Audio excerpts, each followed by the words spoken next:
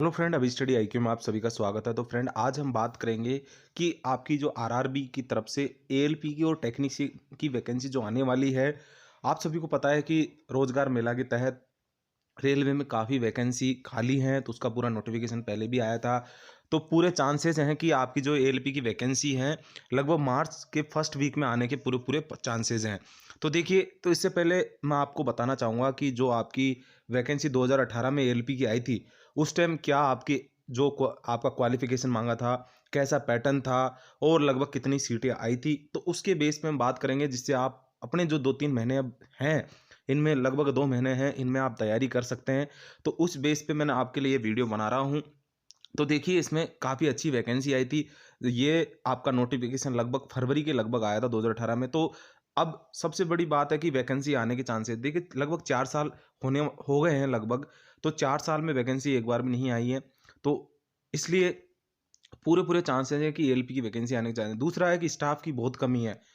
ये मैं इसलिए कह सकता हूँ क्योंकि मैं खुद एएलपी में मेरा सिलेक्शन हुआ हुआ है, मैं खुद लोको पायलट की जॉब कर रहा हूँ।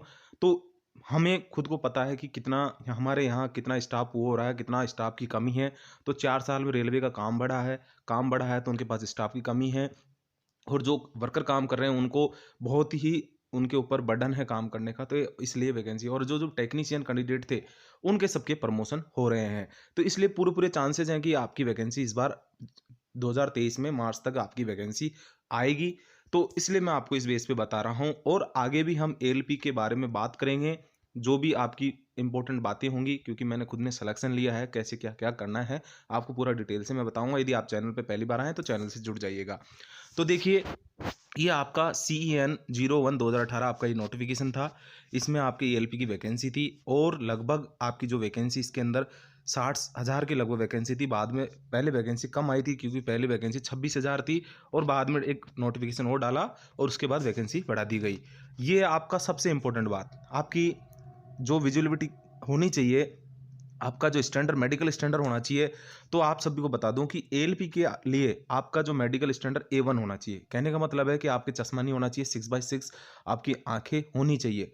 और यदि मान लो कि कोई कैंडिडेट आईटीआई का है और उसका सपना है एएलपी बनने का, तो उसके लिए मैं अभी से एक चीज़ बता दूं कि आपकी यदि आंखें वीक हैं तो आप अभी से अपनी आंखों के ऊपर थोड़ा एक्सरसाइज करना चालू कर दीजिए। काफ़ी एक्सरसाइज हैं, यूट्यूब पे चैनल पे देख लीजिएगा, क्योंकि काफ़ी फ़र्क पड़ता है। ऐसी बात नहीं है कि बहुत लोग बोलते हैं कि आंखें सही नहीं हो सकती, लेकिन हाँ, यदि आपकी 0.75 0.50 आपकी आंखें हैं, वीक हैं, तो आप अभी से अपना जैसे खाने का तरीका, सलाद वलाद और गाजर का जूस, सर्दियों का माहौल है इस टाइम तो गाजर का जूस पीजिए।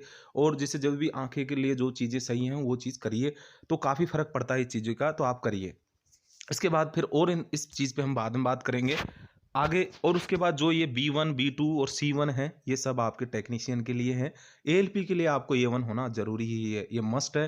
कलर ब्राइटनेस नहीं होना चाहिए, ठीक है। ये मैंने आपको इसका बता दिया है जो आपका है इसके अंदर। और एज रिलैक्सेशन जो मैक्सिमम सब में रहता है, जो चीज़ चाहिए। चांसेस हैं कि इस बार आपका, मैं चाहता हूं कि लोगों के 4 साल हो गया कोरोना की वजह से वैकेंसी नहीं आई है, तो 2-1 साल का एक्स्ट्रा मिलना चाहिए कैंडिडेट को। देखते हैं क्या होता है।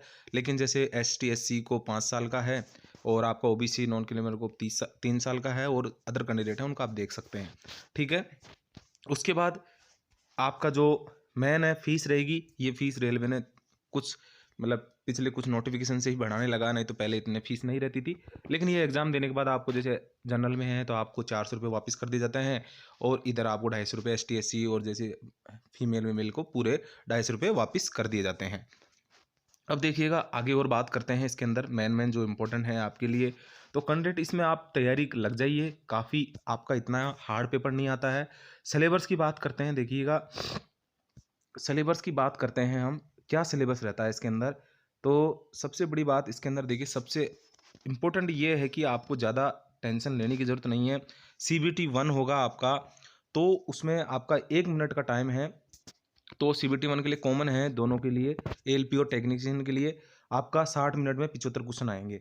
तो इसमें देखिए सबसे इंपॉर्टेंट बात ये थी कि मिनिमम परसेंटेज मार्क जो UR का 40%, OBC का 30%, ST का 30% और ST का 25%। तो कैंडिडेट मैं आपको बता दूं कि 75 में से कैंडिडेट के जो मिनिमम नंबर लेके आ गया था वो भी CBT 1 में पास हो गया था। उस टाइम इस तरीके के पेपर आए थे। सीबीटी 1 में पास हो गया था, जिसके ये मिनिमम नंबर आ गए थे, वो सीबीटी 1 में पास था, क्वालिफाई था उसका सीबीटी। तो आप समझ सकते हो कि कितना कम कट ऑफ गया था उस टाइम पे। कारण क्या था कि पेपर का स्टैंडर्ड बहुत अच्छा था। तो अब पढ़ने के लिए मैं बता दूं कि क्या पढ़ना है आपको। तो देखिए, आपका जो साइंस है आप एनसीईआरटी से पढ़िएगा अभी से। जैसे आपने ग्रुप डी में भी देख लिया होगा, तो यहाँ से आपको साइंस पढ़नी है एनसीईआरटी से, क्योंकि ये मिनिमम नंबर कट ऑफ ही पास कर गए थे। क्योंकि 2018 में ऐसी बात नहीं थी कि कंपटीशन कम था, लगभग 47 लाख फॉर्म भरे गए थे। तो कंपटीशन ऐसी बात नहीं है कम था, लेकिन का फिर भी कट ऑफ बिल्कुल मिनिमम गया था। क्या कारण था कि पेपर का स्टैंडर्ड बहुत अच्छा था, बहुत अच्छे लेवल का पेपर बनाया गया था। तो इस चीज़ का ध्यान रखिए कि आपको सिर्फ एनसीईआरटी की साइंस वहाँ से देख लेनी है, क्योंकि ग्रुप डी के पेपर भी आप लगा जाओगे तो उससे भी आपका काफ़ी हो जाएगा, क्योंकि ग्रुप डी के पेपर इस बार के काफ़ी अच्छे पेपर आए हुए हैं। तो ये मैं आपको यहाँ से बता दिया। मैथ आपको पढ़नी है, आपकी रीजनिंग आपको पढ़नी है कि यदि रेलवे में सिलेक्शन लेना है तो तीन तीन तीन रामबाण है, मैथ कर लीजिए, रीजनिंग कर लीजिए और साइंस कर लीजिए। ये तीनों कर लोगे आप, और चीज़ें नहीं पढ़ोगे तो कोई टेंशन नहीं है। करंट अफेयर थोड़ा बहुत देख लीजिए, आपका सिलेक्शन पक्का है। यहाँ से लेके चलिए। मैथमेटिक्स में आपका वही आपका देख सकते हैं, जनरल इंटेलिजेंस में भी आप देख सकते हैं, कोई ज़्यादा बड़ा सिलेबस नहीं है। 10th आपका 10th तक का स्टैंडर्ड पढ़ना है। इंपॉर्टेंट बात ये बता दूं कि 10th तक का स्टैंडर्ड पढ़ना है, तो आप एनसीईआरटी की 10th तक की पढ़ लीजिएगा, ठीक है। सेकंड सीबीटी देखिए, ये जब कैंडिडेट फर्स्ट सीबीटी पास हो जाता है तो सेकंड सीबीटी में क्या करना है। सेकंड सीबीटी में वही है कि आपका जो पेपर होगा उसके अंदर क्या है, शॉर्ट लिस्ट जो भी कैंडिडेट होंगे, ठीक है, 15 टाइम वो बुलाए थे, ठीक है। उसके बाद है कि टोटल ड्यूरेशन आपका 2 आवर 30 मिनट का ये पेपर हुआ है, ए और बी। पार्ट ए में कुछ नहीं था, आपका नॉन टैग था पार्ट ए के अंदर। वही आपका जो सीबीटी 1 में आप तैयारी करोगे वो पार्ट ए आपका इधर काम आएगा। तो सीबीटी 1 की जो तैयारी करी थी वो पूरी यहाँ पे काम आएगी। तो ये चीज़ आपको सीबीटी 1 की तो तैयारी करनी है धांसू तरीके से, और तो पार्ट ए पूरा यहाँ काम आएगा। और जो मेरिट बननी थी पार्ट ए से ही मेरिट बननी थी। कैसे? क्योंकि टेक्निकल का जो पेपर आया था दूसरा, उसमें सिर्फ पास होना जरूरी था आपको। तो आपका इंपॉर्टेंट पार्ट ये हो गया, क्योंकि आपका जो मेरिट इसको बाद में कन्वर्ट करके इन लोगों ने यहाँ से इसको कर दिया। अब देखिए पार्ट बी में क्या आया। पार्ट बी में आया कि 60 मिनट में 75 क्वेश्चन आए और क्वालिफाई मार्क 35% थे। तो मतलब आपका जो टेक्निकल का जो नॉलेज है, आपने जो भी आपका स्ट्रीम है, आप जैसे किसी से आईटीआई कर रखा है, तो आपको ये चीज़ होना ज़रूरी है कि ये बस सिर्फ पास करना है, आपको नॉलेज चाहिए। ऐसा नहीं है कि बिल्कुल यहाँ से मेरिट बनेगी, मेरिट नहीं बनेगी।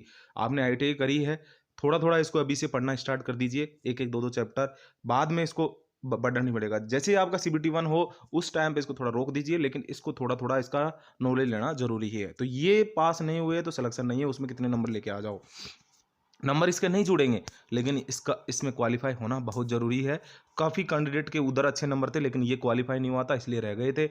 और 2018 में काफ़ी ऐसे बंदे हैं जिनकी मतलब उनका चांस नहीं था जॉब लगने का, लेकिन उन्हें छोटा छोटा करके भी वो जॉब लग गए, ठीक है। उसके बाद देखिए कौन कौन इसमें आपके अलाव रहेगा। तो देखिए इंजीनियरिंग डिसिप्लिन के आपके रहेंगे candidate, electrical engineering and communication various stream electrical के कैंडिडेट। आईटीआई में रहेंगे इलेक्ट्रीशियन, ये जैसे इसमें ये भर सकते हैं, मतलब कहने का मतलब कि इलेक्ट्रिकल वालों इन ट्रेड में पेपर दे सकते हैं। फिर उसके बाद है इलेक्ट्रॉनिक्स वाले हैं, फिर मैकेनिकल वाले हैं, ऑटोमोबाइल वाले हैं, और 10+2 जिसके पास था वो भी इस फॉर्म को भर सकता है, जिसके पास वो सिग्नल एंड सिस्टम में अलाउ रहता है। एक वैकेंसी है उसमें अलाउ रहता है, लेकिन यदि और भी कुछ उसने डिग्री कर रखी है तो सब में अलाउ हो सकता है। तो लेकिन यदि उसने फिजिक्स मैथ से डिग्री कर रखी है, 12th कर रखी है, तो वो एक पोस्ट में जरूर उसकी काफ़ी हाई मेरिट जाती है, तो उसको शुरू से ही तैयारी करनी पड़ेगी। उसके बाद देखिएगा आगे और इम्पोर्टेंट बातें हैं। इस नोटिफिकेशन में हम इतना ही बात करते हैं, और इसके बाद जो भी आपको कुछ पूछना है तो आप पूछिएगा, और हम इसके आगे और भी बात बताएंगे। काफ़ी लंबा वीडियो हो जाएगा। यदि आप चैनल पहली बार आए हैं तो चैनल को सब्सक्राइब कर लीजिएगा, ठीक है। Thank you friend.